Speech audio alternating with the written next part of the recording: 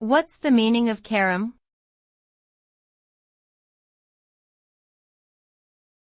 Carom.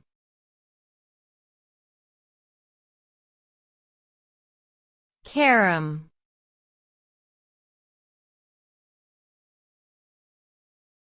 Carom.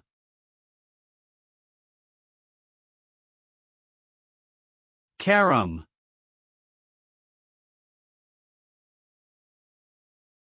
Carom is a term used in billiards and other cue sports to describe the act of striking one's own ball to make it hit another ball and rebound off at an angle.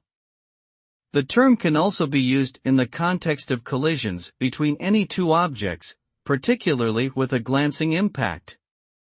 When executed successfully, caroms can lead to a strategic advantage, as players can use them to set up subsequent shots or prevent their opponents from scoring.